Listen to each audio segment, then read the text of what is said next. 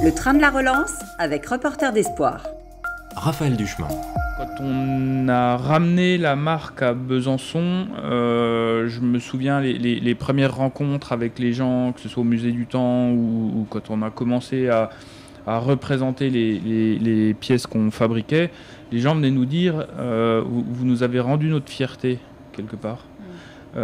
Sur la ville de Besançon, on a tous un parent, un oncle qui a travaillé, en tout cas dans l'horlogerie. Et que je vais faire des interventions auprès des jeunes pour leur dire n'écoutez personne, si vous avez un rêve, vous pouvez le réaliser. Et je le dis même aux gens qui sont moins jeunes quand je fais des conférences, puisque je leur dis si vous avez un rêve, vous pouvez le faire. Et aujourd'hui, on le voit dans cette période sanitaire compliquée, qu'il y a plein de gens qui changent de vie, qui décident du jour au lendemain de dire je veux plus faire ça, je veux faire autre chose, je veux retrouver mon rêve. C'est-à-dire que je pense que pour se relancer, il y a la relance, mais se relancer soi-même, il faut avoir confiance en soi. Donc l'expérience est très intéressante. Il faut avoir confiance dans les autres. Et si on a confiance les uns les autres, je pense qu'il peut y avoir des dynamiques collectives qui se mettent en place. Donc il y a le rêve, il y a la confiance. Oui. Pour moi, c'est essentiel.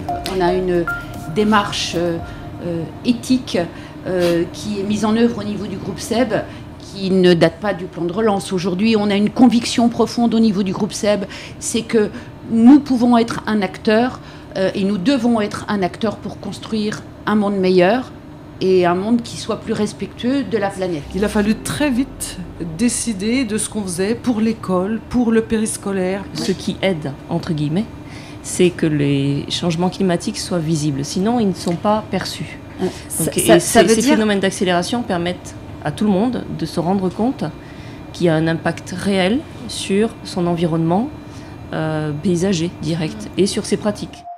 Le train de la relance avec Reporter d'Espoir. Raphaël Duchemin.